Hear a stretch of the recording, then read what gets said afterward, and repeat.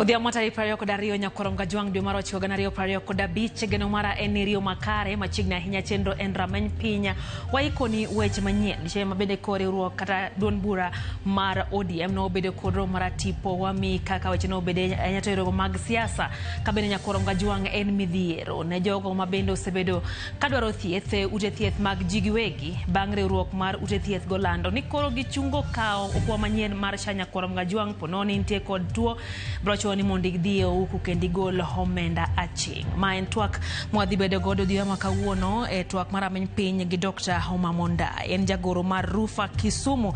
Rufa en riwruok mar jogo machiwo thieth osiptende mag ji giwegi. Nyakorom Gajwang wadhi winjo ni to gik nade makoro sekta mathietho gik kamachal kod mae to are kae koro sekta mathieth dhi bedo nade Nyakorom Gajwang. Magi bire twak mar rameny piny kata kamano kodwa mbaka lai marote machoke na ria deka uchiel nono bende wantie live Facebook Ramogi TV ke imo eskachiel gi Ramogi TV ke nyambui mar YouTube. Magi thuond weche. To wamenyo bende watemo menyo kone to wayudo kama mano jatich nonego mokao bolingi buru. Obila manyo jatich moro ma itudo gi nek min od tajiri mare kendo ikoringre gweng ma Umrembo mantie North Ugenya e county Masiaya. SHA has failed to address the issues that we raised 2 weeks ago and issues that we have raised over the last 1 year, and therefore they have left hospitals in a state of financial paralysis. Osiptende mag jigiwegi kod mantie bodinde ochungo chiwo thieth ne jotuo ma ithiedho gi okumba mar SHA ka gibandho gopegi. Machiefs wote wa kutoka frontier counties ambao wako tayari kusajiliwa ili wakuwe na bunduki rasmi ya serikali. Tend arita oyango ni chendo nitie mar chiwo bunde ne ruodhi marito gwenge ma maundu thothie.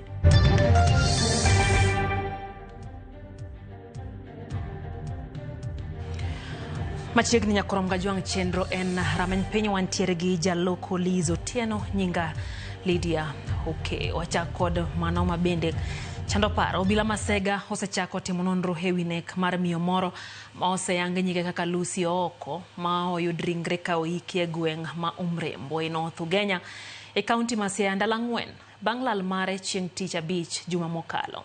Nek makamano itudo kod jatij dalano ma yango ni pod poko yudi bang' masirano. Steve Biko lero mathoth. En gino manowe jopiny e gweng ma Umrembo e North Ugenya kod Buok bang' yudo ringre mama Lucy Oko koboge gunia kendo ike mana to kod wuode ndalo 4 bang' tayo chenro mag manye. Kochopo Jumamos wamenyo akwaneno mamano. Kanyo chopo nyoro bende wamenyo akwaneno. Koro kochopo chieng' makawuono to wamenyo bende watemo menyo kone to wayudo kama mano jatich nonego mokao bolingi bur bochako iko boboyo gunia boyiki bur. Anyuola wach ni mosenindo nonemo gik tich abich juma mokalo kowuok e puodho ka en kod jatich mondiko manyien ma bang'e to nolal mero bang' rem chopo e ik manowinjore gi yuorie kod wuon pargi. Jaode no nontie kama nonego bed gidhie kode iliel moro chieng' tich abich chieng' Jumamos. Jaode no oro ne pesa to nodhi kadhi gi liel no jaode no rite to konene. Jaode kok nonene chako duogo dala kane. Koduogo dala kane oyudo jatich. To penja tich ni mama odhi kany. Jaode wachone ni mama odhi iliel. Bang' dhi liel kanyo ng'inyo rito jaode ok noneno. Kane oyanga dieri mar wachno jatendo kwach kiche e sub county ma Ugenya David Wanjama nowacho ni obila oseyudo ligangla madik michich ni ema notigodo e tieko ngima Lucy ka nonro pod dhi nyime mar yango gima ne nyalo kelo nek magalagala no. Baada ya kunotice hiyo Gani Bag akaenda kuangalia ndio amepata ni mama lakini baba ya bibi ya marehemu bwana ya marehemu alikuwa ameshafanya report jana ya missing person kwa police station yetu ya Sega. So leo ndio imetana hapo inakaa ni mada. So tumeanza upelelezi. Hata sasa tumepata mada wipo ni ile shoka ilitumika na pia tunatumia njia zingine kupata ule prime suspect jana ya Uganda. Kinde no anyuola mar mosenindo Lucy Oko nokwayo obila mondo ru nonro mondo giyud ratichgi e kinde ma chich maduong' mitudo gi nek makamano to koro lal miru. Gik makamagi timre e gwenge to piny oling'aling'a. Wadwani gik makamagi katimre to sirkal donje mapiyo to konyowa kaka wan joma ni piny kae gi sirkal e wengewa. Steve Biko, Ramogi TV, Siaya.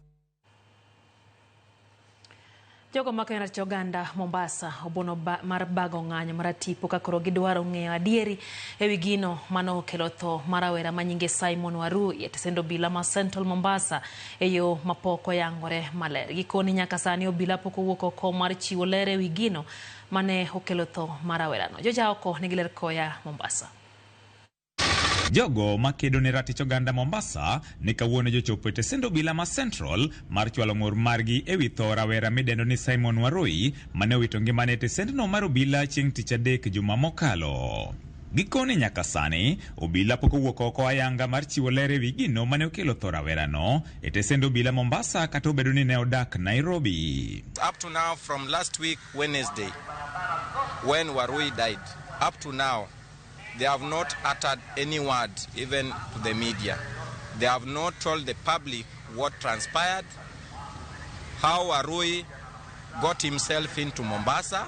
We've attempted to get the CCTV footages of Simon Warui getting into Central Police, leaving Central Police, but all this has not been possible in the name of investigations are going on.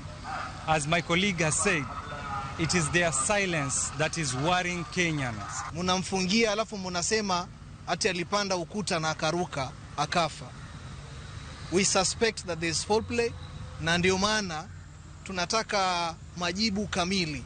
Tunataka majibu kamili kutoka kwa Inspector General, tuelezwe kivipi Warui alifika katika police station na akapanda ukuta na akakufa. Moko kuom penjo magin godo en kaka rawerano mikoni ne olala apoya nono chieng' Jumapile boma ma Nairobi ne ochopo Mombasa mochweyo otho e tesend obila. How did Simon Warui disappear? Was he arrested? Did he just disappear by himself? Number 2, how did Simon Warui get to Mombasa? He's a resident of Nairobi. How did he get to Mombasa? Number 3, once in Mombasa, how did he end up at Central Police Station? And number 4, very, very important, how did he lose his life? Tuliona kifo cha Albert Ojwang kilifanyika Central. Kifo cha Warui kimefanyika Central. Na ukiangalia pattern ile ya Ojwang, wanasema alijigonga kwa ukuta. Katika pattern hii ya Central Mombasa, inaonekana alipanda ukuta. Wao wanasema hivyo. So hizi ukuta ambazo ziko katika Central Police, kama ingekuwa zinaweza kuzungumza zingetueleza. Hivi matukio ya watu kufa katika seli za police station zimetia hofu.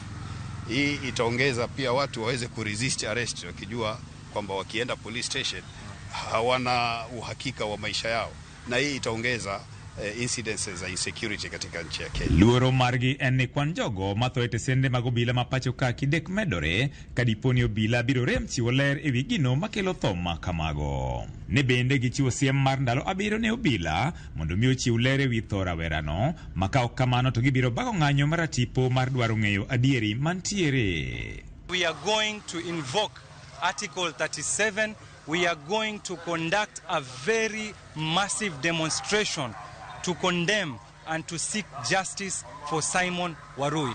We will peacefully demonstrate, we will protest, and we will demand that killings in police stations must end now. Na pia tutaenda kotini, IG na OCS wawe responsible kwa kifo ile cha marehemu, unless watupatie sababu muafaka ambazo zimewatoa kwamba wao hawana lawama na hawahusiki na kifo cha Warui.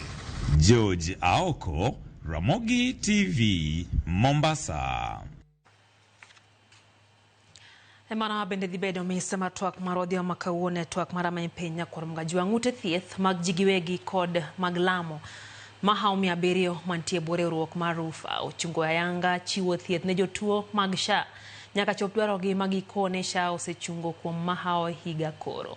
Etwa kod jofwambo matende ruogne obedo gode boma Nairobi gikone SHA ntiere kod gope gi maromo bilion 76 mapok ochulgi. Judith Omondi ntiere gi ler. Dweche 8 pok orumo nyaka ne ng'anyo mar ute thieth mag ji giwegi rumo kaluwore gi singo mane otim kod jatend piny ni ibiro chulgi gope mane onindo mag okumba mag thieth machon mar NHIF.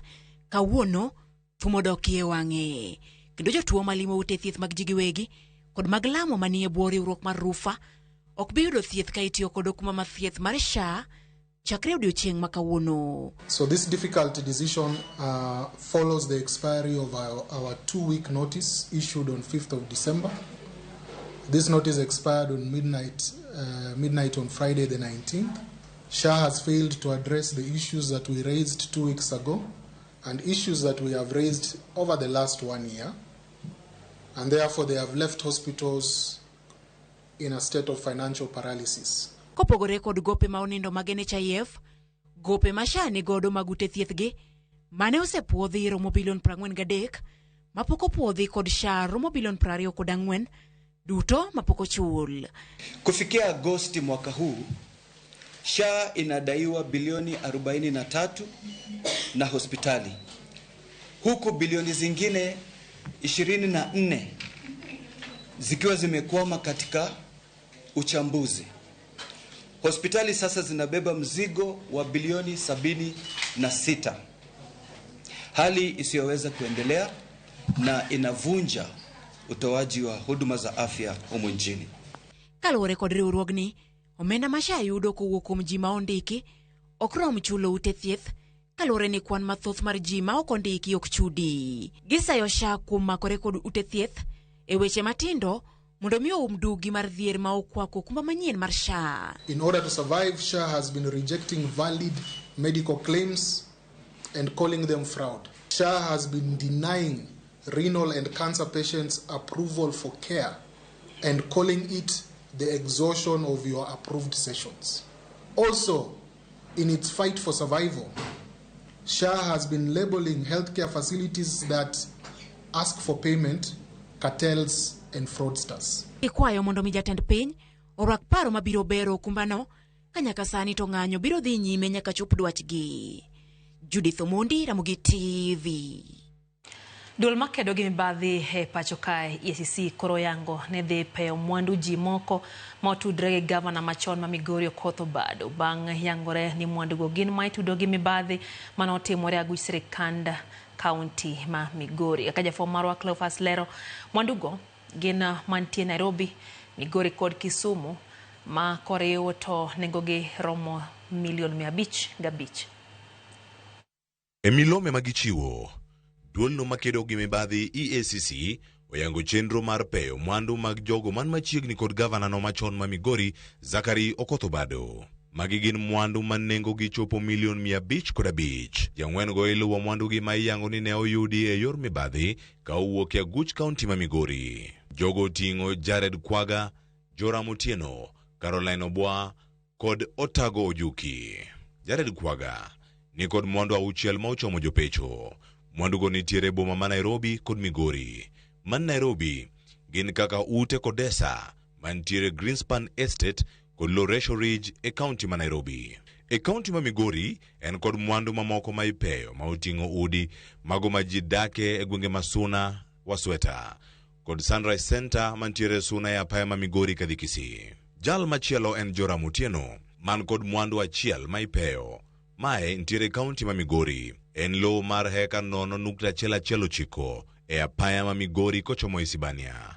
En lo man kod ute magdak kod Kodesa. Caroline Obwa ni kod mwandu 2 man Nairobi, Riara kod Kisumu, Lolwe Estate, kama oting'o ute majidake kachiel kod lo mano man kod ute majodake iye. Jal mar 4 en Otago Ojuki. En kod mwandu ma ipeyo e boma Marongo, kama Gambo, e paya Marongo kochomo Homa Bay. Mwandu ni oting'o ot moro maduong' man kod room 3, kama chielo en blok mar udi 3 man kod ute man gi room 2. Magi gin moko kuom chenro ma EACC wacho ne gidwaro duoko godo mwandu ma oyudi e yor mibadhi. Chenro mar uso mwandu mag pecho chan ni timore tarik 9 dwe mar 10 gani Nairobi, ka Kisumu to biro timore tarik 16. Cleophas Oluoch, Ramogi TV. Ogai mar ODM Raila Amolo Odinga oyango ni onge ng'ama osewito oko paro ni ODM ok dhi bedo gi jachung' malaro kom jatend piny e yiero 2027. Odinga nyiero jokanyo mag ODM ma obalo kod chung' mar duond burano gi sani ka osiemogi ni kik giyuag ang'e bang'e. Walter Nyambaga ntiere kod ler. E kinde romo mar tipo mane obagi kod duond bura mar ODM e boma maduong' ma Nairobi, kage nyong'e miel adua e kaka yore yiere kod weche mongirore mag duond burano. Ka emogai mar ODM Raila Odinga oyange ni ODM biro bedo kod jachung' e yiero 2027 ka oom nono kod jok makoni ODM ok nobedie debe yiero maduong'. You have not passed any resolution as a party to say how we're going to go into the elections of 2027. So wherever you are, don't commit the party to some things which have not been discussed. Let those things be discussed first. We are ODM. Who's told you that ODM will not have a candidate in 2027? Who has told you?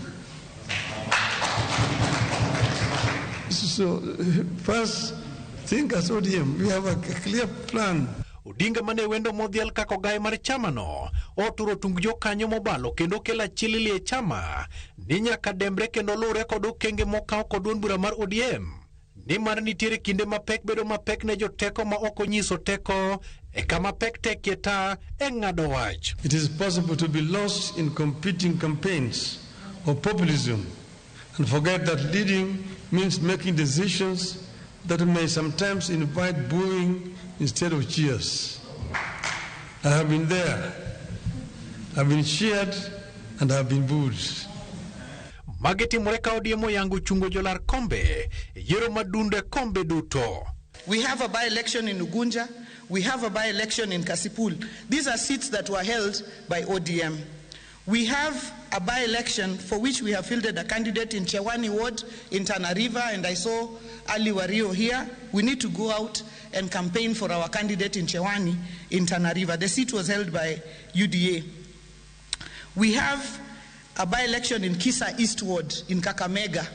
ODM opojo lony mage manie sirikal kendo singo sirikal mar William Ruto.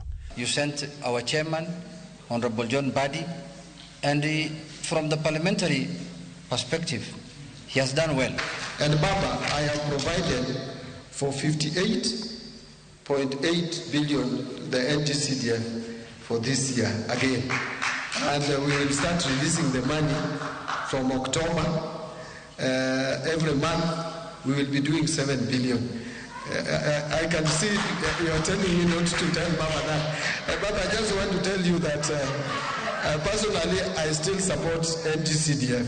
I know you are a different position on that, but as your expert, I must report that I support that. We are again seeing early fruits of cooperation between political parties. Thanks to ODM experts. Bang bedo kod romo mar jokanyo mar duond bura mar ODM, jod bura koro dok e od bura bang bedo kod yweyo mar dwe achiel kama ogai mar ODM Raila Odinga ochiwo negi siem ni bedo moke ka chenge nyalo miyo giriem bedo kod wuoyo kod duol achiel kendo yudo gino magigeto ahinya te yor dongruok. Walter Nyambaga, Ramogi TV, Nairobi. Siasa nyakurumga jongo yomago magarita kama tendarita kwe oyango ni ntiere chenro mar miyo ruodhi mapacho ka bonde mondo miyo konygie jiwo chenro magarita inyate gwenge mapacho ka maundu ng'enye. Haka Cynthia Onyango lero jatend migawo mar arita Kipchumba Murkomen ochiko gai mar obila Douglas Kanja mondo ochak choko nonro mar obila mantie kod dwaro mar bedo kod bunde mar sirikal e jiwo arita e kuonde magitie. Jukwaa la usalama, chenro makende mar sirikal mar jiwo kaka itayo chenro magarita mapacho ka kawuono ochopo e kaunti ma Mandera. Iromo makende ma oyuore kod ogai mar obila Douglas Kanja ka achiel kod director mar Okwach Kich Mohamed Amin, jatend migawo mar arita Kipchumba Murkomen obidhore kendo chiko gai mar obila Douglas Kanja mondo chak kaw nonro mar ruodhi marito gwenge matimbe njore obembo mondo chiw thuolo mar miyo gi bunde mag sirikal makonyogi e jiwo arita mar gwenge magirito kod arita margi giwegi.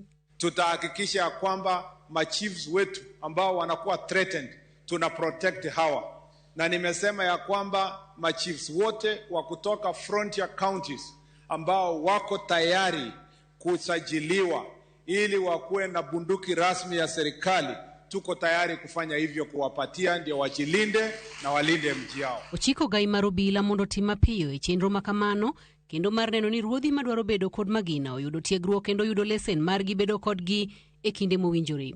Na mimi naomba bwana IG chini ya kabla ya December, chiefs wote ambao wanataka kufacilitatiwa wakuwe na protection ya firearm, they should be given, they should be trained wenye wanahitaji training, na wale ambao wahitaji training wapewe na wasajiliwe rasmi. Bende osingo ne oganda mar jo Kenya duto ni tong' mar piny Kenya kod piny Somalia ni kod arita makare kendo onge tiende bedo kod luoro mar ni jolweny mag pinje mamoko donjore pachoka kendo bwogo jodak manyandwat mar piny Kenya. Tutaendelea kudhibiti kuhakikisha kwamba nchi yetu iko salama na haijawahi kuingiliwa na isiweze kuingiliwa na majirani ambayo wanabeba silaha ama kuumiza wananchi. Even if our neighbors have a problem, it doesn't spill over to hurt our people. Olero ni piny Kenya kaachiel kod piny Somalia osebedo kod osiep makare kuom higni mathoth kendo tielo ni kata obedo ni piny Somalia kalo e midhiero mamargi, piny Kenya pod biro chiwo sir mare kaka owinjore kaka okang' mar bero osiepe kinde kod pinje ma okiogo. We have a very good working relationship with the government of Somalia, and it's our responsibility to ensure that we foster that relationship because God gave us a neighbor and we must live with our neighbor in a very good way, in a collaborative manner and as a team. Cynthia Onyango, Ramogi TV. Riporno nyakor mgajwang terewa heyo mokwongo hechendo ni mara rameny pinyero kamana hinya kuom ketra Ramogi TV. Mwalimu Faith Mzomo kanti Malindi wacho kanyo ni okong'eyo gima omiyo thoe medre ahinya Kenya ka Nyasaye mondo mi ores piny Kenya. Wacho ni ngima dhano wuoro kaka tinde ok obadho ji nego oganda mayot. En thoe ot en tho ka polis openjo ni ere kama resruok nitiere. Alola Junior wacho ni en tiere kodwa e chendo en bende aneno kanyo ote mar Barack Ojwang bende wacho ni masiche mag tho odwa bet mang'eny ahinya e pacho kae omiyo sirikal owinjo ne gima ginyalo timo mar konyo e wachni. Enobne John Apidi wacho ni nek masiko ng'eny Kenya kae dibed ni chuny dhano e mool kod magi ranyisi mag ndalo giko penjo kamano. Binaneno kanyo ote mano mar Ben Jabul mar Wikoteng wacho kanyo ne kadipo ni omi chife magina to mano koka maundu nyamedre gwenge mapacho ka heyo ma oganda ok bing'eyo mano kendo hen pache kanyo. Mwalimu Jael gi mwalimu Bernardo wacho ni gintie kodwa chenro kar bayano kanyo mwalimu Joseph Oyo mar japuonj mar din Kopere Nyandiwa Parish wacho ni wuoro kaka piny rach kod nek mar mine kod nyithindo. Wacho ni sirikal okawe hatua motegno gin kod lony matieko njore matimore e pacho kae. Oyo matin chenro enda many piny kikidhi mabor.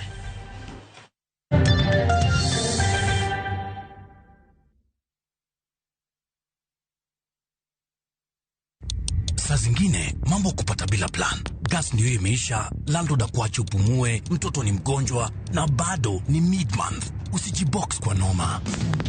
Piga *531# and sort your emergencies with my Mobi Civil Servant Loan. Iwe usiku au mchana. Kama wewe ni civil servant, sasa uko sorted. Dial *531# and get up to 20,000 shillings and pay from your next payslip. No paperwork, no guarantors, no drama. Ni wewe tu na simu yako. Register now and see your limit in seconds. Built for Kenyan civil servants. My Mobi. Iko sorted.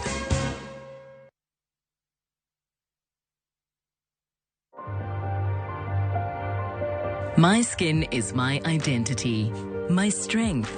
It's unique and deserves care made specially for me. Nivea Radiant and Beauty Even Glow, enriched with 95% pure vitamin C and pearl extract for visibly radiant and even-toned skin in just 2 weeks.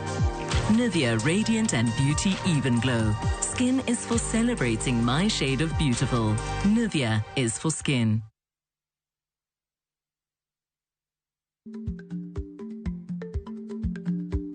Chako chon loyo dhi kajuoga.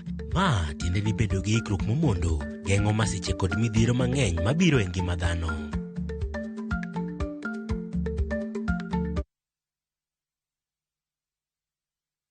Sayudo yudo ni kelo nyako chia cholokore nyaje lunga ni sandi nango nyako chia mimi giere kendo jalo sigo ka chandi gi mon nyako chia utemo ka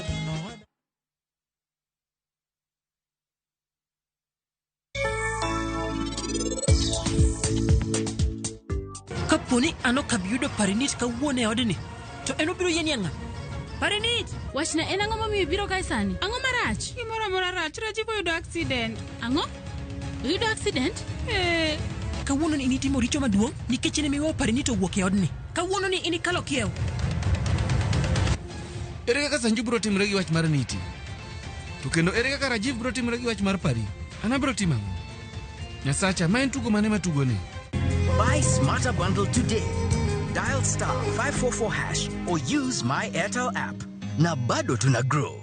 Asanteni wa Kenya.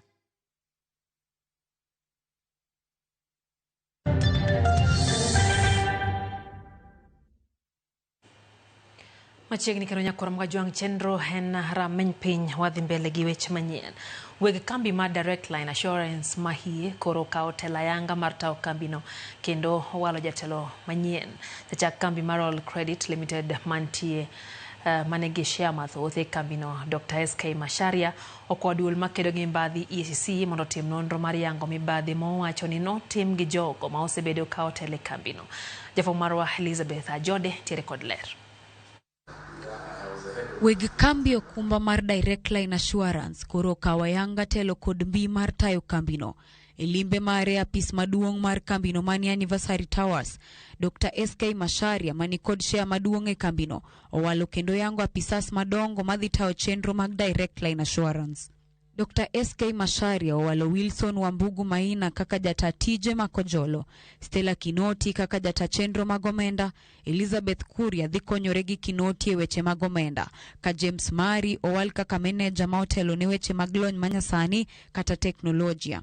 E kinde yango lokruoge go, Dr. Masharia wacho ni apisas manyien go chako tich ayanga, bende ochungo e tich mane en jata tije Sami Kanyi. Weg Direct Line Assurance wacho ni okang' makamano obiro bang' kanonro mane otim kod komiti moyiedhi mane ochuo gi Attorney General ne oyango hie jogo mawinjore obed weg kambino.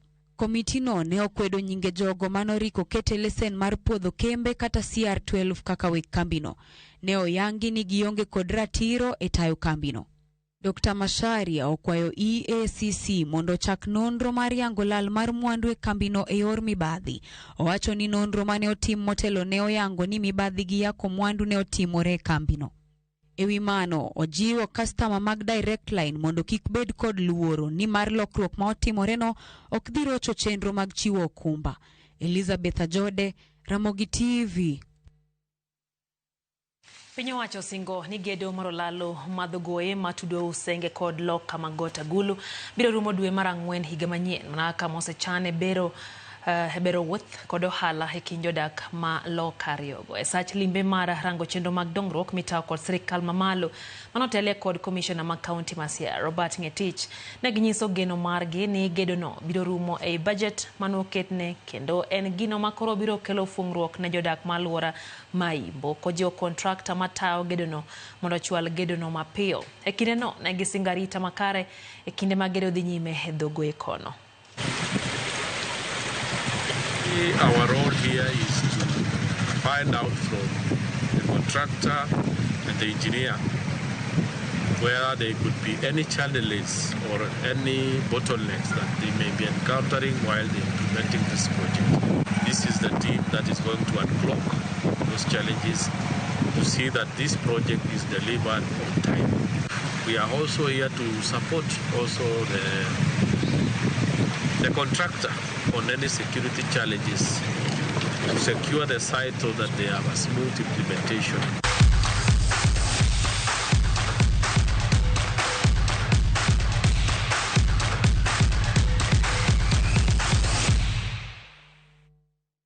Tim Kanya tugo manyiri mahikgi ne piny mar 20 Rising Starlets biro bago tielo marario matugo emanyotiko tuke mag pinje mangima higa 2026 tugo makoro ibiro bagi chieng' Jumapili lap ma Ulinzi Complex. Kocha mar Rising Starlets Jacqueline Juma okwojo tuke mondo mi onyis dwaro margi mar ng'ado tiko tuke mag pinje mangima tok wuok amodhi gol 1-1 e tielo mokwongo mano bagi e piny mar Ethiopia. Timno omole pacho ka midhiamo ma kawuono ka giwuok e piny mar Ethiopia ka ikruok mar gibiro chakore odiochieng' makiny motelo ne tielo mar ariyo ka loch biro chwalogi nyaka e round machielo.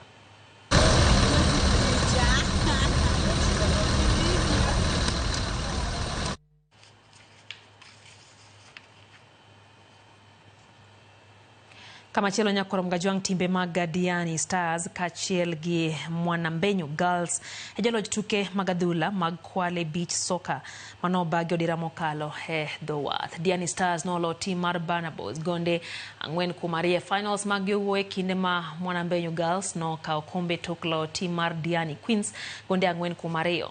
Hussein Mohamed man jakom mar riwruok matayo tuke adhula pachoka opoyo okang' mar riwruogno kawo mar tego tuke adhula mag dhowedhe kosingo ni pod gibiro dhi nyime gi miyo rawere thuolo mar nyiso mich margi e tuke mopogore opogore.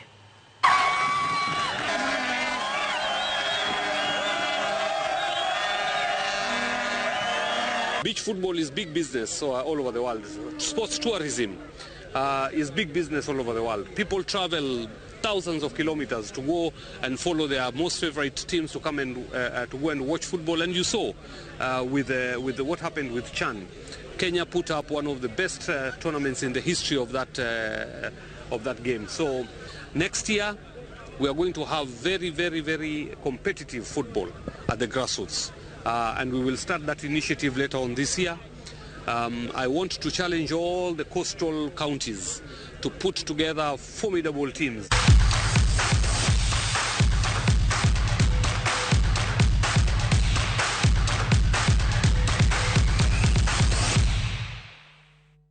Ekanya mwatieke tielo mokwongo mara wanyefenya nyakorom gajwang' kamano kuom edoke tera Mugi TV.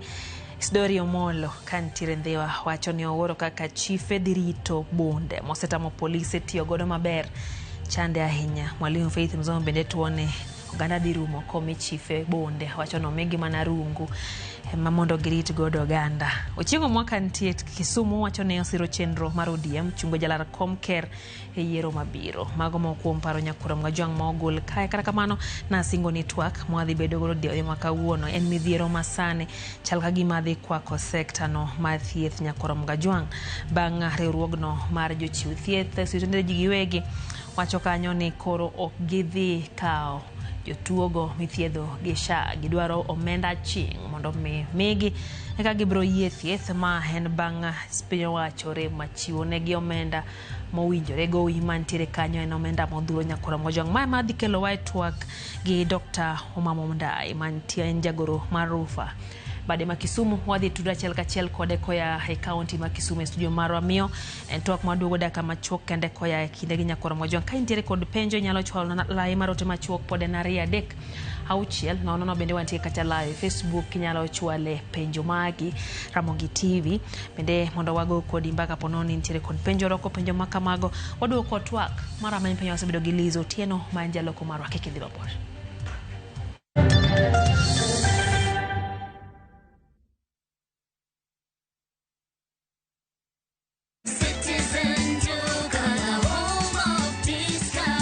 Looking for unbeatable deals? Citizen Duca has you covered. Get 1.5 Jik regular bleach at 745 shillings down from 798 shillings. 800 grams bar soap at 205 shillings down from 230. And 200 grams toss at 79 shillings down from 105 shillings. Shop conveniently on citizenduca.com or on the View Sasa app and have everything delivered directly to you. Citizen Duca, the home of discounts. Citizen Duca, the home of discounts.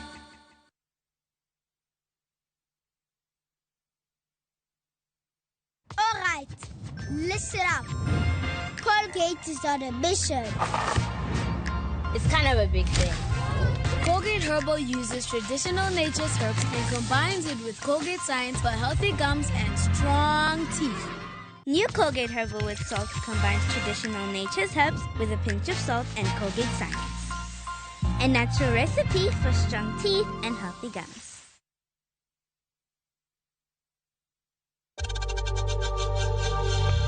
We know times are tough, so save money by buying airtime from M-Pesa to any network with zero transaction fees. Dial *487*2# and get your airtime PAP with zero transaction costs. Saa zingine mambo kupata bila plan. Gas ndio imeisha, landlord akuache upumue, mtoto ni mgonjwa na bado ni mid-month. Usijibox kwa noma. Piga *531# and sort your emergencies with my Mobi Civil Servant loan, iwe usiku au mchana. Kama wewe ni civil servant, sasa uko sorted. Dial *531# and get up to 20,000 shillings and pay from your next payslip. No paperwork, no guarantors, no drama. Ni wewe tu na simu yako. Register now and see your limit in seconds. Built for Kenyan civil servants. My Mobi. Iko sorted.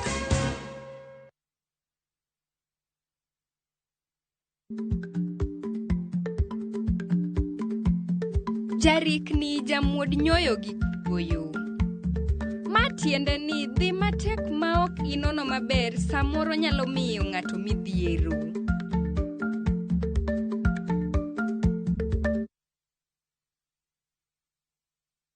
Mke mwema ni baraka kutoka kwa Mungu.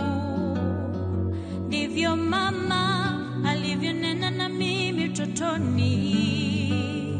Mtunze mumeo, mpe mahaba anayotamani. He'll be there for you. Kupata neema kama skiza tune kwenye simu yako, bonyeza *811*404#. Introducing Wigo, your trusted ride. The ride with the most reliable, verified, efficient and transparent drivers. With fabulous cashback incentives for passengers, each trip on Wigo feels like an upgrade. Download Wigo from Play Store or App Store or SMS Wigo to 20425 and ride with confidence. Wigo, let's go.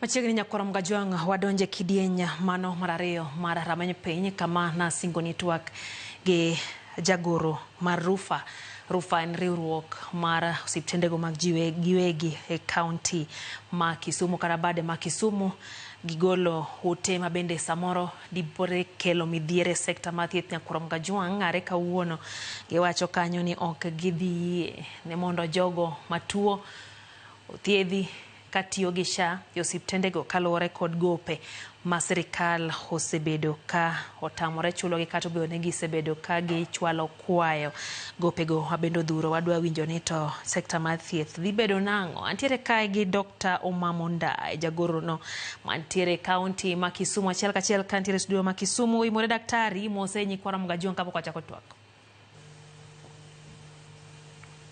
Oimore Nyikwar Ramogi, agoero kamano kuom rwako e studio mar Ramogi kawuono rameny piny kwang'iyo sekta ma korka thieth ma Kenya ka. Agoero kamano. Machiegni ahinya Dr. Da intiere weche ma bende sani koro kide kelo midhiero ne jo Kenya ma ntiere kod midhiero go mag tuoche anyato kotenre kod kit chudo ma bende sani koro wacho ni SHA okudhi yie godo kata matin. Nyiswa ni to wagik kae nikech ang'o? Erokamano Lydia.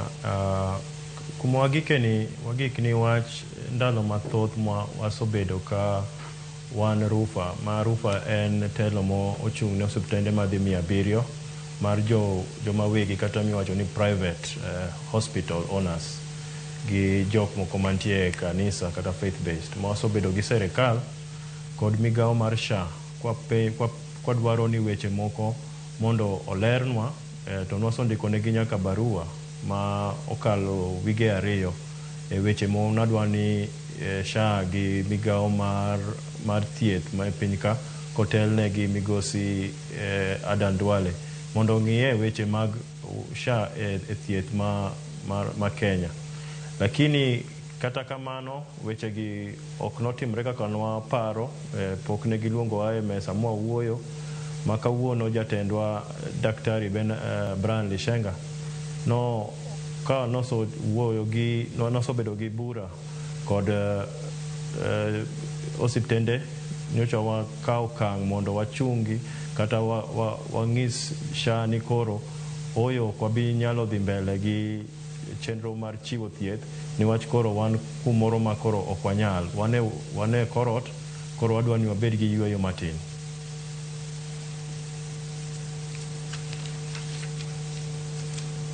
Otenre kod kwayo mane untirego gin weche mag daktari mano ochwalo ne migao no mar thieth kapok okawo okang' makamani.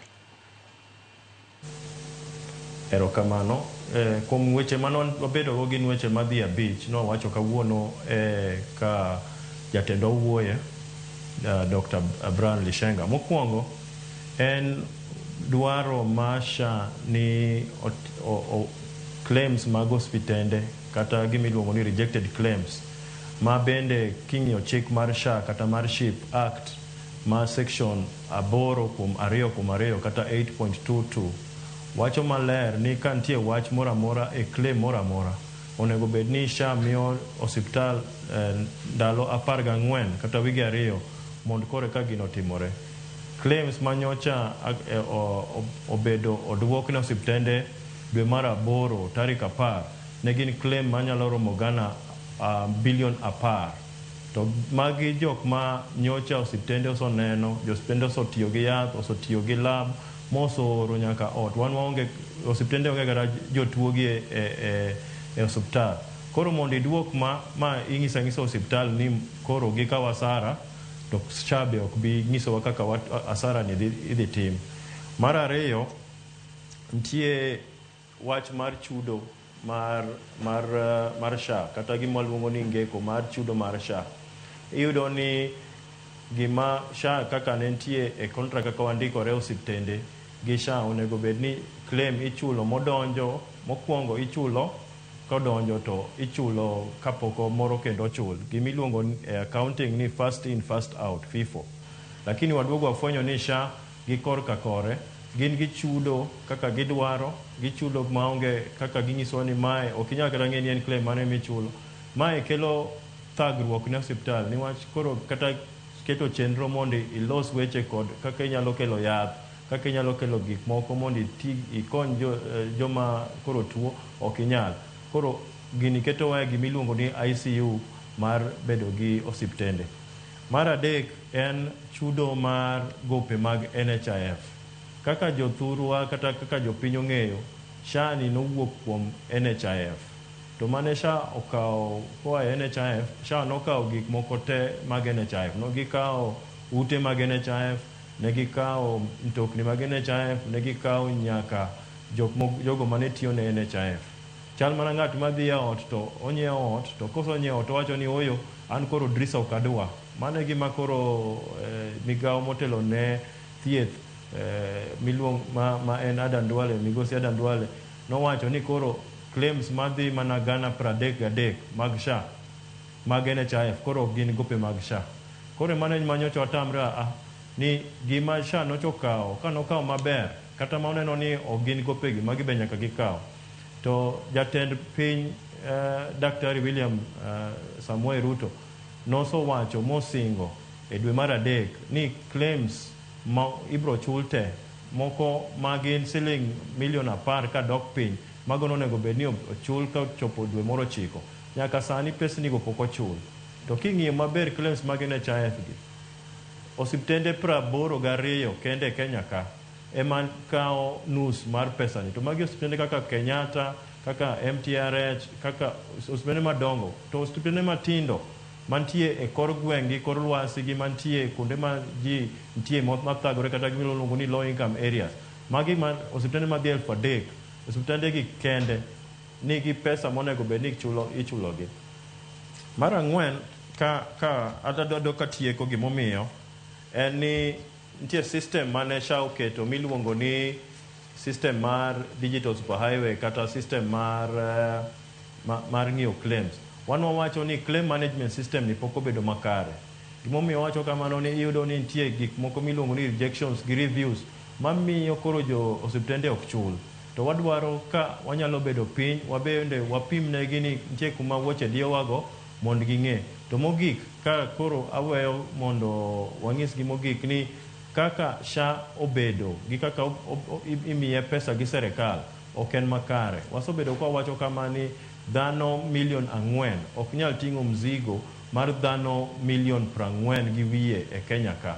Nyaka bede kaka koro pesa ma jo piny golo, jo manigi ushuru, jo ming'ado nigi ushuru mar SHIF ma en Ghana 2.5 e osaro, gi joma be golo pesa gin giwuon. Nyaka koro jogo tudre gi serikal bende okel pesa mondo pesa ochul, mondo osiptende ochul pesa. Erokamano. Erokamano nya daktari kuom lerno ma isechiwo.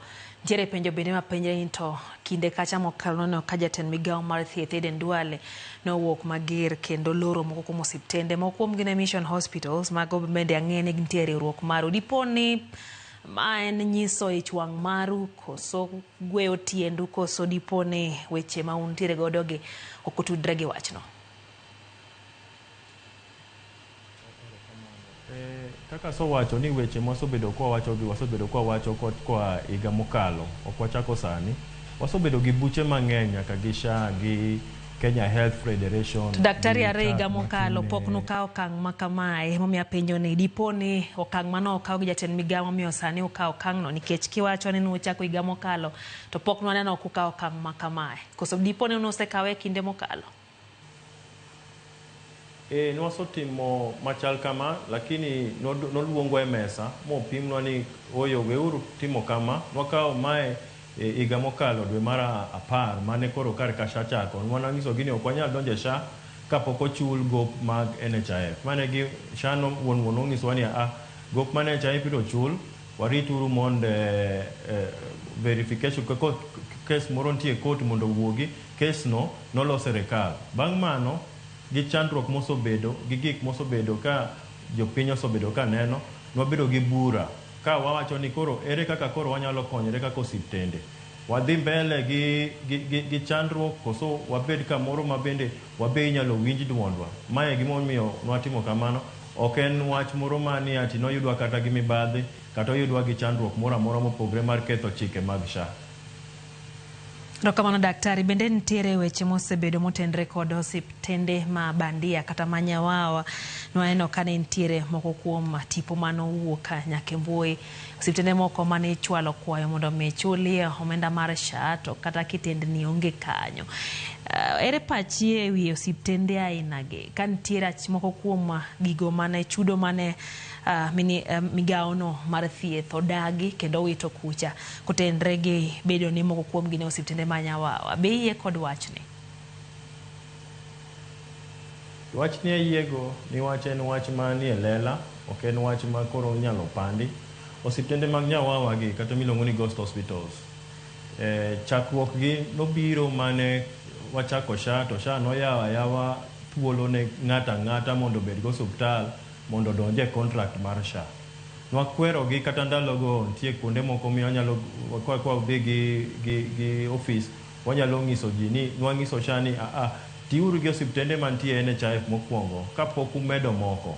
Koro niyudo ka system ka noyaw, kila ng'ato nodonjo nyaka jok matimo bandia. Temomiyo rufa sani kindegi wan kaka telo mochung' ne osiptende 700 wan gi an anti-graft policy ma kwa yudo ng'ata e kindwa wan wawuon maka ini yudi gi mibadhi wan wagoli e tendwa non. Wacho ok wanyal bedo gi okwanwa jok ma wadhi thieth to ni wadhi ni wakwalo pesa mar jo Kenya. Wan wadwa ni watimo thieth to gima watimo no emichulowa to kosechulowa to wamedo mana thieth. Magi osiptende ma moko osebedo kata higni 30 kata higni 15 ma pok oyudga gi chandruok moro amora e kinde NHIF kata sani e wach mibadhi. Ero kang mukao ne osiptende manyawawa bende iriwruogno ntiere osiptende madieri ok gin osiptende minyasi moni entie kendo tiyo bende untiere kod yore ma utayo godo chenro magu mar ne upuodho kit osiptende mantie bwo riwruogno mondo mi seche michwalo chudo ne osiptende mantiere kendo mondo mi ogeng' wechego mag wito oko weche mag chudo gi migao no mathieth. Kamano kaka sani e Kisumu ka an kaka jagoro ma Kisumu ang'eyo osiptende te mantie bwoya mane kaka wantie wan gi bura gi jok moko joma nigi osiptende kibiro nyaka ibed gi mokwongo registration mar KMPDC. Ok inyal bedo gi osiptal kionge registration mar KMPDC. Mar ariyo nyaka ibed gi miluongo ni physical location. Nyaka ibed gi osiptal mong'e ni en kuma chal nadi. Mar adek wan nyaka gi riwruok mar branches ma kila ng'ato ong'eyo ni ng'ane ka ng'ane to tiyo. Koro tek mond jomantie rufa obed ni wan gi osiptende manyawawa. Kendo waso wacho maler ni ka kendo koyudi gi mibadhi nitie jowa moko ma kuom adier nyocha nomaki wach mibadhi to nyocha nwaso gologi wan monwatimo negi suspension mokwongo kapok kata minister pok notero gi files gi DCI mwangiso gini diuru mend nyingo bed maler koro kubro duogo niwach wan kuma ng'ato timo makosa to kwasir makosa magitimo. To kama daktari bende ntiere achiel kuom wechego modwaro motenre kod chungo daro jogo magin jopuonj ka achiel kod obila e kita okumba moro kae ma owacho ni kika dargi kogika Disemba kata dwe mar 12 higani okudwar mondo medare kaluwore kod gopego miwacho ni ntiere. Lere wach ni matin ne jogo ma bende gin jopuonj gi polisi kaluwore ni wang'eyo ni gin migepe moko ma bende oting'o jogo modhure e pacho kae daktari. Erokamano Lydia. Ka wang'eyo ni polis gi jopuonje timo tich maduong' kabisa e piny ka. Polis rito ngimawa, rito alworawa, geng'o weche moko manjori manyalo timore. Jopuonje to ok wanyal wacho mang'eny. Jopuonje gin ok wanyal bedo kae koonge jopuonje. E wach mar thieth iyudo ka nyocha polis gi gobila ntie insurance scheme miluongo ni on minet mane bedo ing'iyo gi telo miluongo ni MKL kata MKL. To MKL ni gi sani ni gi gope mag osuptal malawo mana gana milion madhi 700 million mapok ochulo osuptal. Mae gimong'e. To wacho ni jogi kogol to magi gin mana osiptende bende ma bende neno ang'o SHA sani. Koro wacho ni jogi ok nyal wach ni koro polis gi obila gi jopuonje koro igolo tikete SHA to gope mane ntie mabe igolo mane osala gi kata e payslip gi ok chul gi MKL. Koro wangiso gini MKL nyaka tiek chulo ko sani nyaka Disemba nyaka chul gope magin go kata gimi osiptende payment plan mondo kwa chopo Disemba wabro thiedho obila to wabro thiedho jopuonje ka wabe waonge ting' maduong' ni koro walao pesa mapok wakia kibro chul kata pesa ma wakia ni koro ibro chak lao nadi niwach ibro ng'iswa kendo inyalo ng'is kendo osiptende kaka nowach mar NHIF ni oyo koro morono wabro timo verification. Mane gima koro waluor kaka sani koyo goyowa koro wadwa ni kik wabed kwa tang' ni kik wadonje bugo ma waso kunyore ma sani wantie miluongo ni SHA. Daktari bende ntiere wachno motenre kod duoko piny ngadho mar kuonde thieth kata otendni ma bende achiel kuom gigo modwaro en mondo mi duoke kaka ne entiere cha. Ntie otendni mathoth ranyisi en otendni mag jomine makonyore maromo 3,478 wacho kacha ni magi duto nolal kaluwore gi mana motiso ni an procedural downgrade so duok ngadho magi piny kendo koro ginya chiwo thieth kaka ne gichiwo chon. Bende ntiere otendni moko bende 1,080 ntiere otendni moko bende 10,000 miwacho kacha ni dwaro maru en mondo mi duok ngadho margi mondo mi tim timbe makamagi kata kawo okenge makamagi migao mar thieth nyiso ni ntiere nonro magi sebedo ka gitimo magi ng'eyo kit kiten nigo nyiso ni nitiere gi omiyo giduoko gi piny. Ere pachi iwachne kaluwore ni dwaro mar wer mondo omeduoki kaka ne gintiere kata kamano migawo mar thieth noduoko piny gadho margi kaluwore samoro gi chal margi. Ere pachi iwachne daktari?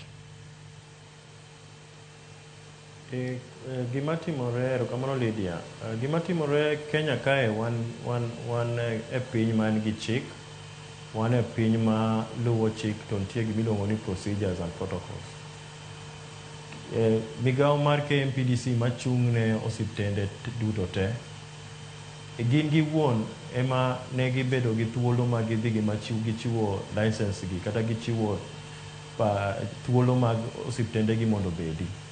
Tinyalo yudo ni samoro ng'ato nochako gi otendni 5 to omedo otendni ge mochopo 15 to ene county machal kata Mandera ma inyalo yudo ni mondo obed gi osiptal kata mar vitendi 30 nyalo bedo shida matek.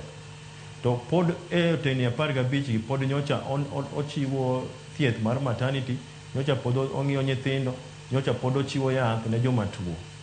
Gima timore ka KMPDC to gi Digital Health Agency kata DHA gi SHA gi Ministry of Health neno ni osiptal ok onego bedi. Gima onego miye ni onego miye gima iluongo ni procedurable notice. Ing'isi ni mae kaka onego itim, kisotimo kamae timiyi opportunity ni okay koro wadwa ni bed gi otendni maromo kama kamae. Gima nyocha notimre ni ji nochiewo gimoro DHA kata gi SHA nochiewo chieng' moro to ji oyudo ka koro kidhi e system tiyudo ka kitandni onge. Kata ka in ng'at ma koro timo ohala kata ka in ng'at ma timo ohala moro amora, kichiewo tiyudo ka gima nyocha itimo koro onge kaka inyalo timo. To onge ng'ama wuoyo kodi, to onge ng'ama ng'isi ni watimo kama kata kama. Iyudo ka koro osiptende koro onge kaka kuma ginyalo kata goye badgi kata kuma ginyalo ywake man giyude gimomiyo idwaro ni otim kama. Gima wacho, ka nitie shida e wacho tendni, waduog kuma wantie, wati gi procedure kata wati gi chik mondo mantie mondo wayud thuolo mondo konyruok obedi. Gima duong' kabisa e piny ka en ngima ma jo Kenya. Ok en gimoro amora. Mano e gima Rufo chung'e, mano e gima dakteche ochung'e, mano e gima migawo mar SHA ochung'e, migawo mar thieth e piny ka ochung'e, mano e gima kata jatelo maduong' Dr. William Samoei Ruto be ochung'e. Onego wabedi mondo universal health coverage majite obed supported gi kila ng'ato. Daktari ahero kaka iwacho ni ngima dhano en gino ma bende ok owinjo ketie tugo kendo en gino ma bende owinjo omi pek ma owinjore godo. Ere gima miyo osiptende keto kitendni ma ok owinjo bed ni giketo kendo girito mondo ang' sirikal bigo wang'gi migi notice koa gigol. Gin giwuon dipo ni giketo yudo pesa mbele maloyo ngima dhano miwacho ni owinjo bed ni miyo pek ma owinjore ni daktari? Aler kanyo Lydia, aparo ni winjo maybe okawacho maler ahinya mondo owinjre. Osiptende gi ne gin wawach ni ka ng'ato ne nigi license ma wacho ni gin go osiptal gin gi kitendni 5, ng'ato medo ma obedo gi kitendni 20, iyudo ni ichiewo tiduoke osiptendni 5. Ng'ato nyocha ne nigi level 3B en gi kilo gin gimoro amora monego bedie level no, iyudo ni oduoke level 2. Gimomiyo duoke to kolerne, mano gima wawacho. Ok wach ni ng'ato wacho ni en gi otendni 5 mantie to mantie system to ndiko otendni 15. Oyo, mano to mibadhi. Gima wacho ni procedure mar miyo ng'ato kata bedo downgraded kata bedo ni koro igolo, we procedure no oti kaka onego bed ni tiyo pile. Kata wan joma nigi osiptende wasebedo kuma wantie ma ichako gi otendni matin tibedo gi otendni momedore tidhi to imiyi license manyien mimi kata upgrade kata downgrade. En gima timre, lakini wan gima kwayo ni otimre gi chik. Kik otimre atima ni system emogole. Mano gima temo lero. Erokamano ahinya daktari. Bende achiel kuom ageta mag sirikand Kenya Kwanza kaka jatend piny Kenya William Ruto osebedo ka nyiso oganda en mondo mi tim gik moko e yo manyasani modesni digital kata e yor mbui. Ma en okang' ma osekaw ka chudo moko nyaka sani nitiere chenro mar procurement midwaro mondo mi tim ng'iyo mar sirikal kokalo e yor mbui. Achiel kuom ywak magu kaka Rufa en ni chenro mar mbui ma itayo godo chudo mag SHA ok lulai makare mar ne kane osiptand daktari ni obiro mokuongo to winjo bed ni an mikuonge chule mokuonge wacho ni ntiere kadho lai moro mitimo. Lernwa ne to chenro makama osebedo kadhi nade to ng'ur maru ntiere gi kanye. Erokamano Lydia. Ago erokamano ni wach teknolojia ok onego bed ni en technology. En onego bed ni teknolojia konyo osiptende, konyo serikal, konyo SHA, konyo kila ng'ato mondo koro kwa yud thieth maber. To gima timre sani gima ne ong'iswa digital superhighway kata IT system mar Ghana bilion 104 ne ni kisoketo claim ni to onge gimiluongo ni human interference.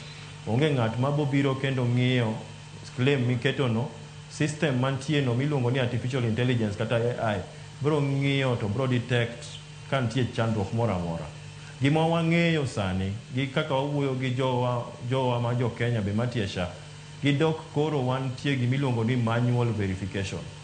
Wakendo wasoduok kuma koro dhano kende mang'iyo ni osuptand mar Dr. Mamoni manyocho onego bed ni chulo kuom milion 3 iduogo yudo ni ochule siling 1,100 kende. Ka ng'ato imiyo chudo mar milion 3 to koro chuli siling 1,100 onge kaka ibro chulo jotich. Mane momiyo koro nitie chandruok kan tiyo osuptande moko miluongo ni Nyawawa. Niwacho osuptande ge king'iyo maber tido ni chulo gi gana pesa mang'eny milion 4, milion 5, milion 6 to gionge. Koro gima wacho ni technology kantie nyaka obed gi provider verification, nyaka bendo bed gi ni en full proof, en technology ma ok bi ketho sa to be ok bi miyo ni chudo ok bed kaka dwarore. Ka anatero chudo mar milion 3 chula kok inyal chula milion 3 no kara miya gimoro mang'e ni anyalo chulo go joga. Ang'e hospital moro ma kata kawuono ne ywak embuyu ni no en gi invoice mar 30 million to nyocha dwe mar 6 ochule siling 1,400. Kata ka en ng'ama timo ohala kata ka en ng'ama tiyo ing'e kamano mano tich mok nyal timore. Koro mage ywak wan go to ok ni wan wagoyo SHA, wadwa mana ni gik moko bed maber. Emomiyo wacho ni oyo ka nyalo bedo ni mae manyalo miyo ji owinjwa kara wadhi kama. Daktari bende untiere kod yore mag tieko ng'ur mantiere kindu gi SHA kinde mokalo kusebedo kod ng'ur kagi kacha. Bende ntiere jok moko machwalo duondu kata riwruok moro kata jotendu moko machwalo duondu mondo mi range ng'ur moro amora ma untiere godo madiponi ne nyalo geng'o kao kang' makamae gi riwruogu mar SUFA. An gi pacha wasotimo ka osiptende, wasoywak moromo, wasogolo duondwa, wasondiko memorandum, wasogolo nyaka reports ma wagolo kaka chudo chal. Gimoro amora madwarore migawo mar Social Health Authority, migawo mar Digital Health Agency, migawo mar thieth motelne gi migosi Adan Duale, gin gi jogi nigi gote. Ana paro koro gimodong' en ni waywak ne jatelo mochung' ne piny Dr. William Samoei Ruto gi jatelo bende makorwa Raila Amolo Odinga ma bende ochung' ne wach universal health coverage matek kabisa manifesto mar ODM mondo gibed gi ng'iye wach SHA ni bende kaka okete ni shida ma waywak ni en shida mane to ere kaka inyalo lose kilose koro ka wabunge wa motelne gi jatelo mar health committee Daktari Nyikal wanyalo ng'iyo kaka wanyalo loso wach ni e bunge mondo SHA oyud pesa moromo. Shida maduong' mantie e weche gi te ni SHA onge pesa mar chulo osiptende. Ka wanyalo yudo kaka SHA yudo pesa, onge chieng' mibro yudo ka osiptal moro amora ywak, onge chieng' mibro yudo ka jatuo moro amora ywak, onge chieng' mibro yudo ka daktari moro amora ywak. Gik ma thagowa wabro bedo ka wabet ka nyuola to wabiro waloso ka joka ng'ato. Daktari wacho ni SHA onge pesa en gino mabende thoth oganda jo Kenya temo matek mondo gibedi kod winjo e wi wachno. Achiel kuom gen Baba Twins mar Onjinyo Wacho ni bentie yo ma sirikal nyalo wito godo SHA ni oko moro ji odoge NHIF machon cha. Wacho ni SHA ing'ado gi pile ka pile to pok no konyo gi kata matin. Owacho kamano no konywa e yo moro amora. SHA en gin ming'ado kendo ing'ade iero kata ok iero, ing'ade slibi kacha nyaka gole. To kendo wacho ni SHA onge pesa. Ma bedo nade? Ere kama koth gogo chenro makama? Erokamano. Ne jawinjowa ago erokamano kuom penjono. Nyaka wang'e ni SHA ni kaka nobedo mokale e bura kata mano kale e bunge, nokale ni nitie SHA ming'ado, ing'ade 2.5% kowuok kuom osalo. An ing'ada, joma tiyo kaka in ing'ado, jopuonje ing'ado ng'ata ma yudo msara. Mano mokwongo ing'ado. Jogi king'iyo e Kenya ka gin mana jok ji 4.5 million kuom dhano 56 mane e Kenya ka. Koro nitie jo miluongo ni informal sector madhi 19 million. Jogi sani chudo gi ok ber. Niwach ne nitie gima serikal nokelo ni luongo ni means testing. To means testing ni kiparo NHIF ji ne chulo siling 500 kende. Means testing ni okelo ni kata jodongo monego bed ni chulo 500, ing'isogi ni gichul siling 650 e dwe ka dwe, to be idware e higa mangima. Koro iyudo ni jo ok nyal chulo pesa ni. Koro ang'o matimore? Iyudo ni koro pesa ma SHA choko dwe ka dwe en 5 million kata bilion 5 kata bilion 6. Claims ma osiptal kelo dwe ka dwe en 8 million gi nukta 8. Kigo kwano no, SHA pile ka pile dwe ka dwe gin gi bilion 2 mok ginyal chulo. Koro ang'o ma gitimo mondo gibed gi thuolo, gichako timo rejections, gichako timo reviews, gilalo osiptende, niwach pesa ema gionge go. Niwach pesa ma gichoko kuom jo Kenya ok rom. Emomiyo nowacho ni onego wang'i chik mar SHA ni mondo wang'e ni nitie kaka wanyalo yudo pesa mopogore kar mondo watim contributory premiums. Thuolo otimre kata pinje moko machal ka Israel man nitie gimiluongo ni sin tax. Pesa igolo kuom kong'o, kuom ndawa, kuom chiemo moko man gi mo mang'eny, titero agulu mar SHA, to pesa ni yudo moromo. Ere kaka wanyalo time kamano kaka jo bunge? Ere kaka wanyalo timo kamano kaka jo piny mondo wawinj ni SHA ni tiyonwa? SHA kaka nitie kaka pesa madonjo ne SHA ok obi bet manyalore ni onyalo konyo jo piny. Mano e adiera makende. Magi gin penjo machando jo piny. Daktari Awit Jarodi bende penjo ni to koro wan mos gin magisebedo ka ing'ado gi gidhi timo nang'o e wechego mag SHA. Mwalimu Faith Mzomo bende penjo ni seche ma koro kuno SHA to kare ming'ado gi to dhi tiyo kanya. Kiriwo penjo go duto, duoke penjo mar ni achiel kuom osiptende ma bende nitiere bore riwruok ma gin mago mag din mag kanise. To achiel kuom gigo ma bende ang'e ni mise mag kanisa en nitie kit oruma moro moganda ng'iyo to gigeno ni kanisa obed kod oruma machal kamanyo. Samoro nitiere weche midendo ni emergency. Samoro ng'ato biro to nitie masira manotimore. Kendo oganda samoro nitiere kama tek to gionge kod omenda maching. Magi gin weche mudhi timo nade mbele kae. To gin registered e SHA. Ere kaka di bedo? Idhi riambgi?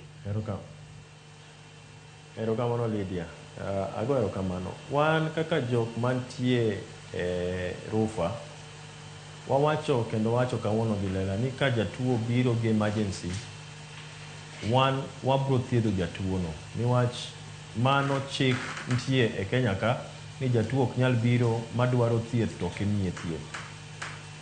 Bang' chiwo thieth, gima nyalo timore ni samoro kisobedo ni wasoreso ngimani, ok wany bi nyalo kad idwaro surgery moko mochwere, maluongo ni elective surgery, ok emergency. Wanyalo wacho ni oyo, waketi e ambulance, wateri e public hospital, kata hospital mar serikal, mondi imed thieth kono.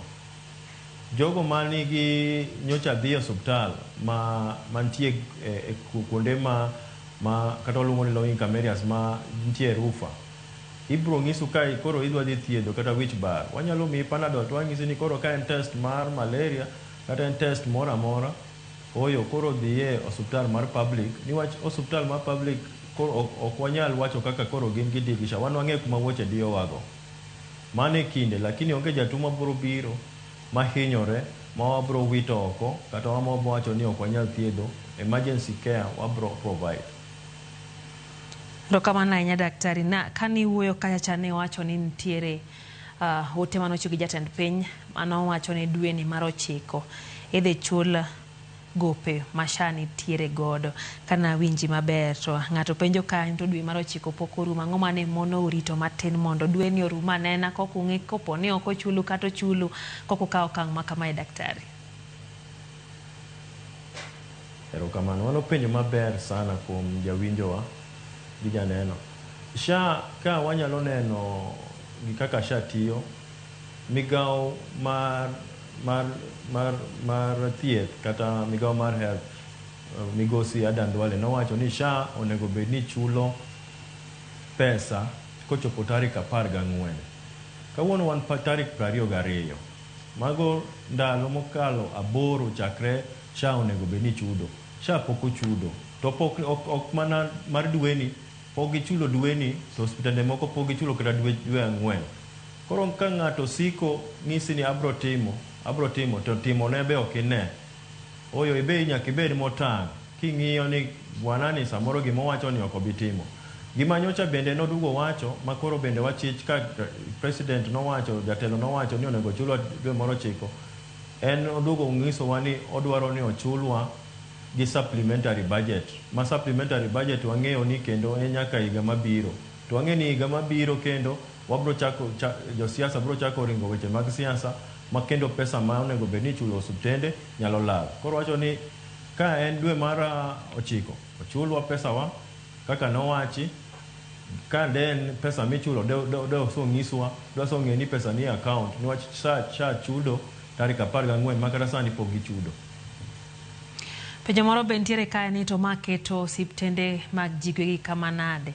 Nawinjo kiwacho na achiel kuom osiptende ma bende yudo chudo mag SHA en osiptende madongo mag Jaramogi Oginga Odinga, mag Kenyatta Hospital, go osiptende madongo mag referral Neema, thothne chudo dhi negi.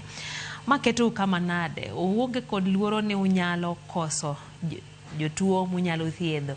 Neno ka achiel kuom penjo gende machal kono daktari. To bende ma bedi po ni nyalo kelo loro mag osiptende moko kaluwore ni koro kudhi tawo chenro mag thieth na jogo ming'ado SHA, nikech king'iyo pacho kae kaka nisewacho SHA en gino ming'ado jotije duto ma pacho kae, miyo nyiso ni samoro ginyalo kawo okang' mar weyo osiptende kendo gidhie mag piny owacho. Agoero kamano kendo. Osiptende sani wakwano osiptende madhi 23 ma osolor niwach wach mar chudo ma masha. Riwruogwa kata buchewa moko ma wabedo gi WhatsApp, dhano ma koro dwa uso osiptende gi, madwa loro osiptende gi ng'eny. Loro osiptal koro bedo ka gima koro en gima timore. Lakini wang'eyo ni osiptende ma ji nigo kata private hospitals gi faith based hospitals magi makao gana madhi 70 kuom 100 mar jogo madhi e osiptal. Obed Kisumu kae, obed Nairobi, obed Mombasa, dhano ka dhi e osiptende moko miluongo ni private, ging'eyo ni ka gidhi kanyo to nitie gima gibro yudo e thieth. Koro wabende ok wawach ni SHA kende mwanyalo tiyogo. Emomiyo wacho ni ka ihero thieth machiwo ni tibira bira tigolo pesa, to wayie ndiko ni receipt kata invoice mondo idhi ng'is SHA ni oyo jogi wacho ni pok ichulogi, to mae pesa manyocha tiyogo, duokna pesa. Niwach jopiny bende timang'o, gibende gichulo pesa kuom SHA. Pesa michulo kuom SHA no ok en pesa mar sirkal, en pesa mar jopiny, en pesa ni monego bed ni choko mondo thiedhigo. Ka ok onyal konyi, to gine ma koro onego bed ni giduoko ni pesa mitiyogo e osiptal, mitiyogo e private hospital. Erokamano daktari, ka watieka ng'eni wadong' gi dakika madhi 2 kamae.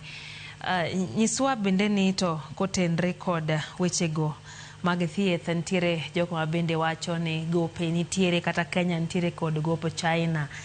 Kae to bende giwacho ni nitiere gope manyaka nitie mag NHIF machon, nyiso ni nitiere yo moro machielo. Bende gipenjo ni nyalo bedo ni nitie yo moro machielo koso okang' mukawo ni nyalo bedo okang' machiwo duoko musiko, mano motis ni long term solution, koso uneno nade? Erokamano jawinjo. Ahero penjo ma jopiny penjo, niwach gipenjo gima wabende sama wabedo piny kwa kao okang'ni wapenjore. Ni bentie thuolo moro amora ma wanyalo kawo mopogre gima. To kwaduogo wang'iyo ni wasoting'o misigo mar shani kuom ndalo mathoth. Wawe jok moko bendo ting'e. Ka en gowi, afadhali abdong' gi gowi mang'eyo ni en gowi mar milion kata madhi 40 to dong' kanyo kar mondo adong' e gowi mang'e ni chulo dhi bedo matek. Lakini mano gima duong' watemo wacho niya, jopiny onge ni SHA kaka entie sani gi kaka odhi gi kaka ochiko wan ok wane ni SHA ni dhi konyo jo Kenya. Mane gima watemo wacho. Mane ywakwa, mane gima watemo golo gi oporo ni wabede uru kaka jo Kenya, wawuoye gi wabungewa, wawuoye gi jotendwa. Duondo chop ne jatelo ma piny Dr. William Samoei Ruto ni wang'iya ni kaka SHA nitie, kaka jopiny wagoye randa, wagoye msasi mondo konywa, okonyo osiptende mondo Kenya obed achieva magi miluongo ni universal health coverage. Joma miyo president paro gibe giwinje, ok ginyal bedo ni gin kende ma ging'eyo gima nyalo timore. Wabende wasobedo kae kuom higni mang'eny, gibe giwinje gima private hospitals faith based gi jok moko go wacho mondo wach ni ere kaka SHA nyalo tiyo ne kila ng'ato. Mana paro manyalo wene jopiny. Erokamano daktari, wach ni mogik ka watieko twak marwa. Ago erokamano. Adwaro nyiso jothurwa ni osiptende ma private pok olor. Gima wacho ni SHA kende moko wakawo insurances kata thieth moro amora gi insurances gi cash. Kik ubed ni uluoru paro ni waloro osiptande oyaw. Kawuono na wuotho osiptande ma e town ka jotuo ne nitie. Gima ne giywago en gima ng'eny ji ywago ni SHA mwachulo ni to konyowa nadi kok nyal konya osiptal maduonego bed ni asobedo ka dhi e higni madhi 10. To wanyiso gi ni chandruok ok en mar osiptal. Chandruok en ni SHA kaka en ng'at jagowi ochul gowi, SHA kaka yudo pesa olos mondo oyud pesa moromo mondo jo Kenya oyud konyruok, wabed gi gimiluongo universal health coverage gi chandruok mar thieth kik ni orumi, but wabed ni wanyalo konyo jothurwa. Ago erokamano. Erokamano anya daktari kuom twak kodwa. Kapok awe idhi ere pachi ni to dipo ni ber ka oganda dok e NHIF machon cha ero ni sebedo daktari kuom kinde king'iyo kaka ne gik moko ariyo gitiyo SHA kod NHIF. Winjo oganda dong NHIF kos ne one SHA ni ema koro losi mondo oganda ti godo ka wadhi mbele. Ago erokamano. An ka nyocha an gi nyithindo 5, ka nyathina achiel ok dhi maber, ok akawo nyathi tawito ka jirani. Nyathi akawo tatere baf kolil taluoke tarwako ne law manyien to pod obedo nyathina. An gi pacha NHIF nonego bed ni kawo iluoko kuonde moko mineno ni richogo iloso to endelea. Ok aparo ni kelo SHA ni nochuno ahinya, lakini niwach ne manifesto mar jatelo josiasa bende nigi korgi. Ok anyal wacho ni an jasiasa, an mana jathieth. But kipacha ka de ni giwinjo to gipenjo de giduoko ji NHIF, niwach NHIF ne gima ne umo kila ng'ato. To lakini kata gi SHA ni podi kaka gima wacho ni kolose maber mogoe randa, ok wabi wite, wabro bedo mana iye kae to walose to lo bedo gima longo manyalo konyo jothurwa, onyalo konyo jopiny, to nyalo konyo Kenya mangima. Erokamano anya daktari mano kanyo Dr. Huma Mondai jagoro rufa e bade ma Kisumu.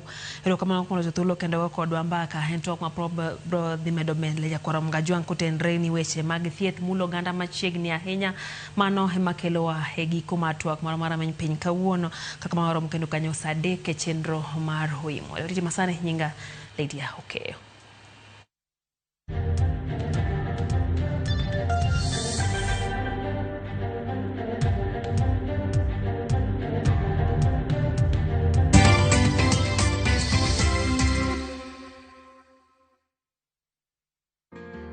Famili mar mosenindo Nation Wamiri Moi lando lal mar mama Sylvia Akinyi Wamiri mane ong'ere gi nying mar min Sami kata min Winnie. En nyar jaduong' Ogoda mar Oriankindu. Onene mogik